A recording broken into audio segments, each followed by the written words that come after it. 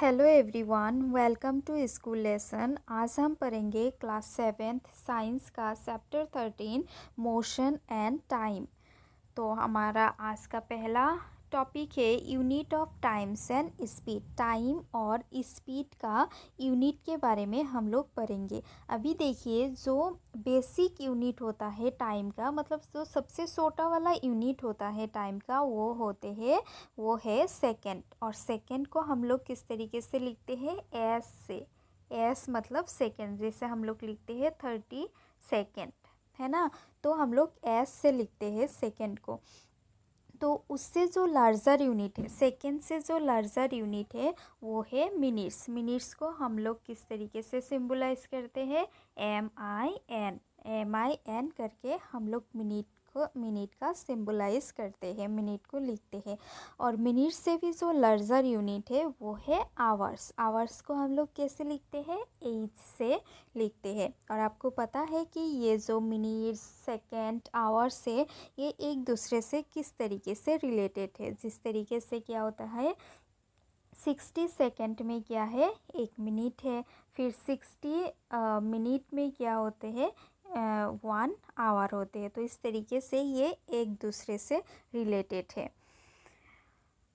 तो जो स्पीड का यूनिट है, स्पीड का यूनिट हम लोग क्या लिखते हैं? डिस्टेंस पर टाइम, है ना। तो हम लोग स्पीड को किस तरीके से निकलते हैं? सबके ऊपर लिखते हैं हम लोग कितना डिस्टेंस को कवर किया। सपोज हमने 100 मीटर को कवर किया, वो ऊपर लिखते हैं। और टाइम सपोज 20 मिनट, उसको हम लोग नीचे लिखते हैं, है ना। 100 मीटर 20 मिनट। तो इसमें क्या हो गया? 20 हम लोग क्या लिखेंगे? 20 मीटर पर मिनट। तो इस तरीके से लिखते हैं। मतलब जो डिस्टेंस का, जो स्पीड का यूनिट है, वो है डिस्टेंस पर टाइम। हम लोग डिस्टेंस लिखेंगे, डिस्टेंस का जो यूनिट है वो लिखेंगे, उसके बाद टाइम का यूनिट लिखेंगे। तो जो बेसिक यूनिट होगा इसमें वो होगा क्या? मीटर पर सेकंड। जो टाइम का सबसे बेसिक यूनिट है सेकंड, उसके साथ हम लोग लिखेंगे तो होगा मीटर पर सेकंड। तो जब हम लोग मिनट को लिखेंगे तो क्या लिखेंगे? मीटर पर मिनट। जब हम लोग आवर को लिखेंगे या फिर किलोमीटर के साथ अगर आवर को लिखेंगे तो लिखेंगे किलोमीटर पर आवर। अगर किलोमीटर को मिनट के साथ लिखेंगे तो लिखेंगे किलोमीटर पर मिनट। ठीक है। तो अगर मिनट को किलोमीटर के साथ लिखेंगे तो क्या लिखेंगे? किलोमीटर पर मिनट। तो इस तरीके से होता है। तो जो स्पीड का जो यूनिट है वो है डिस्टेंस पर टाइम। ये आपको याद रखना है।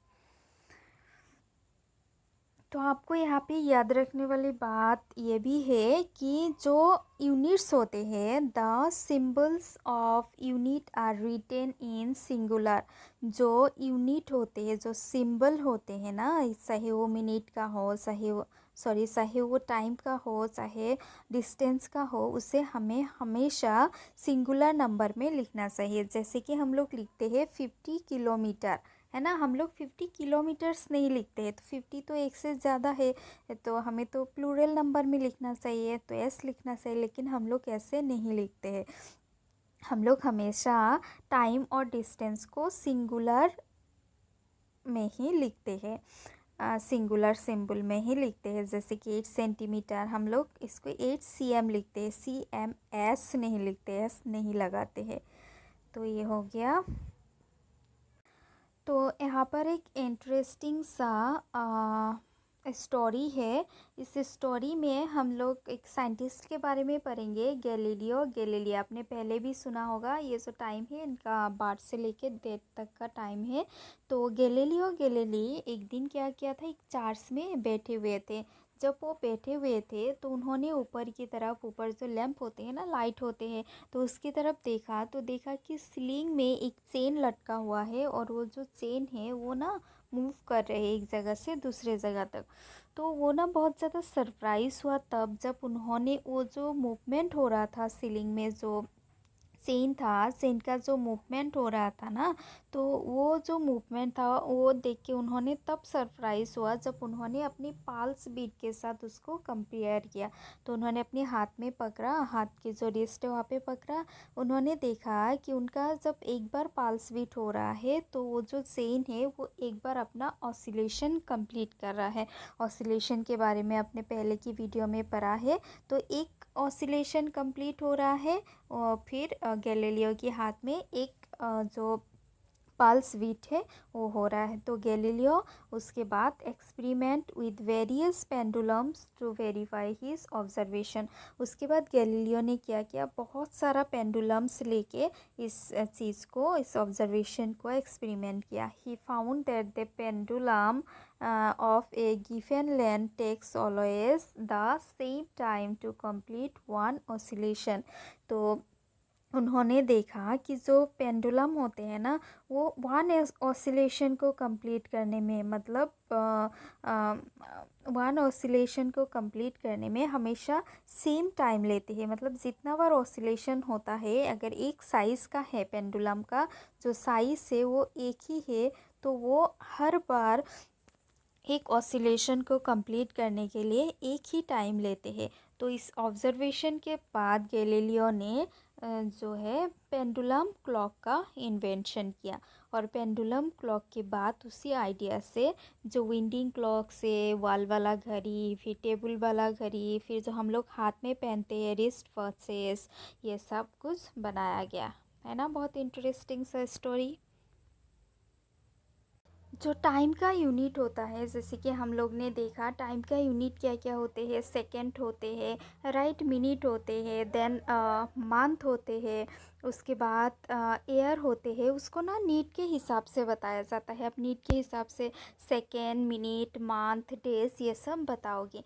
फॉर एग्ज़ाम्पल क्या होता है कि आपका जो एज है, जो आपका उम्र है, उसको ईयर्स के हिसाब से बताया जाता है, राइट। उसको आप डेज या फिर आवर्स में नहीं बता सकते क्योंकि उसका जो हिसाब है वो बहुत ज़्यादा हो जाएगा, तो वो सब याद रखना मुश्किल है। तो आपका जो नीट है वो क्या है, ईयर्स। आप ईयर्स में जब इसको बताओगे तो आपके लिए ये ज़्यादा अच्छा होगा। तो इसीलिए कहा जाता है कि different units of time are used depending on the needs. तो ये जो टाइम का जो यूनिट्स होते हैं इसको जो नीट है उस हिसाब से यूज़ किया जाता है। सिमिलरली जो आपकी स्कूल है, आपके स्कूल से आपका घर का जो डिस्टेंस है, उस डिस्टेंस को आप ईयर के हिसाब से नहीं बता सकते कि आपको आपके घर से स्कूल जाने के लिए 1 ईयर लगता है। आप इसे इस तरीके से नहीं बता सकते। आप उसको या तो फिर आवर्स में बताएंगे या फिर मिनट में बताएंगे, राइट। तो उसी तरीके से जो टाइम का यूनिट होता है वो नीट के ऊपर डिपेंड करते हैं। आ गया समझ में ये। अभी देखिए ये जो सेकंड होते हैं ना, सेकंड कितना लार्जर होता है या फिर कितना स्मॉलर होते हैं ये आपको जाननी है। तो आप जब लाउडली बोलोगे 2001, मतलब 2001 बोलने में आपको जितना टाइम लगेगा, एक सेकंड उतना लंबा होता है। तो जो एक हेल्दी ह्यूमन बींग्स होते हैं, हेल्दी ह्यूमन बींग्स, जो एडल्ट हेल्दी ह्यूमन बींग्स होते हैं ना, तो वो जब रेस्टिंग मोमेंट में होते हैं, रेस्ट कर रहे होते हैं, उस टाइम के उसका जो पल्स होते हैं, पल्स कहाँ होते हैं आपको याद है ना, हाथ में जो पल्स जो बीट होते रहते हैं, वो जो पल्स है वो एक नॉर्मल हेल्दी एडल्ट के लिए 72 टाइम्स होते हैं 1 मिनट में। तो 10 सेकेंड में ये जो पल्स है वो 12 टाइम्स बीट होते हैं, ठीक है। तो ये जो पल्स है 10 सेकेंड में 12 टाइम्स बीट होते हैं। और इन केस ऑफ चिल्ड्रेन ये जो पल्स रेट है ये थोड़ा सा हायर होता है, थोड़ा सा ज़्यादा होता है।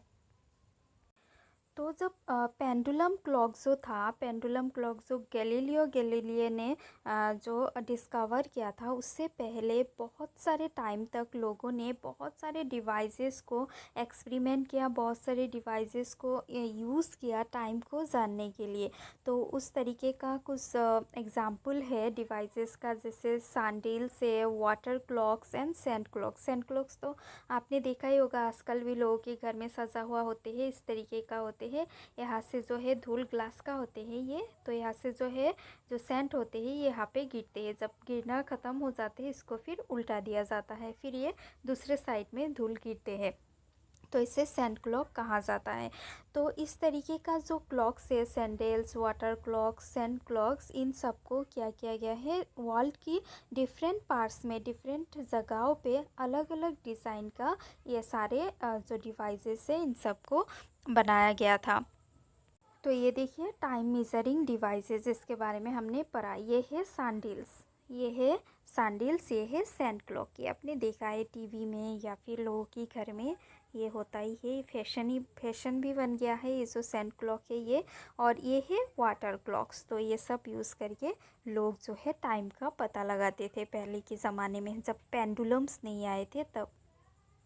तो आपने मेज़रिंग टाइम देख लिया, अभी हम देखेंगे मेज़रिंग स्पीड। मेज़रिंग स्पीड क्या है कि having learned you measure the time and distance. तो आपने अभी डिस्टेंस और टाइम किस तरीके से मेज़र किया जाता है वो तो आपने सीख लिया।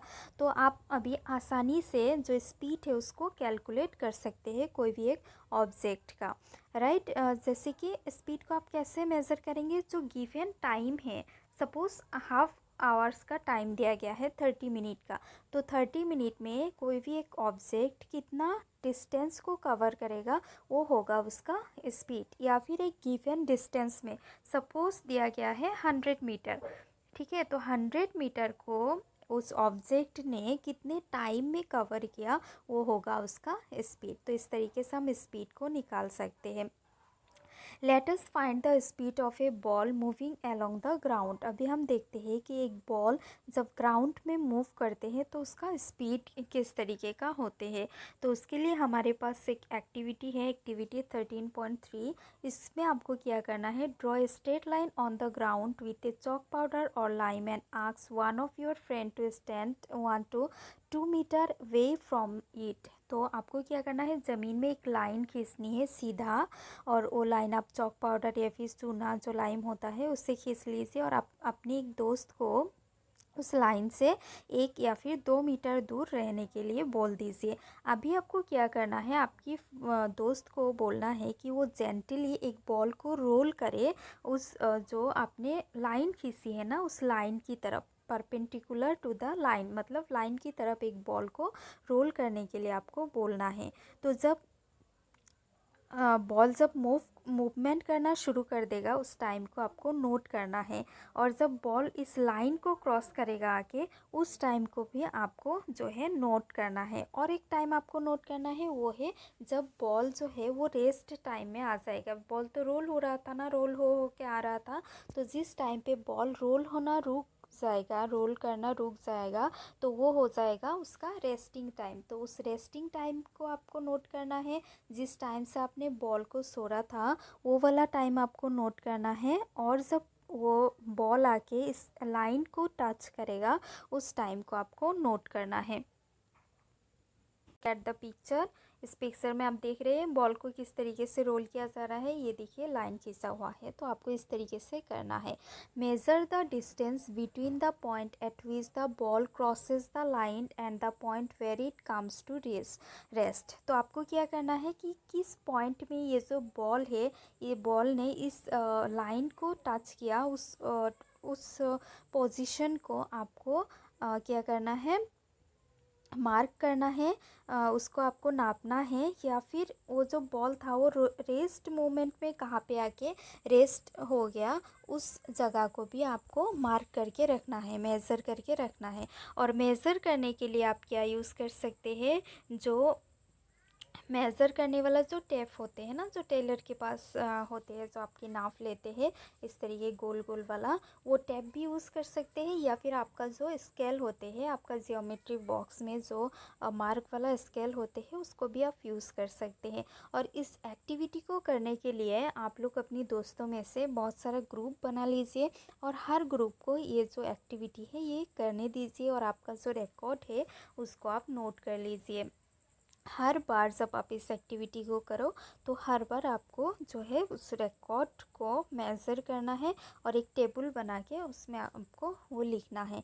इन इस case calculate the speed of the ball. तो हर बार आपको बॉल का जो स्पीड है उसको लिखना है, कैलकुलेट करके लिखना है। तो अभी के लिए इतना ही, नेक्स्ट वीडियो में देखेंगे और आगे क्या है। तो अगर वीडियो अच्छा लगा तो लाइक करिएगा, अपने दोस्तों के साथ शेयर करिएगा और चैनल को सब्सक्राइब करिएगा। Thank you.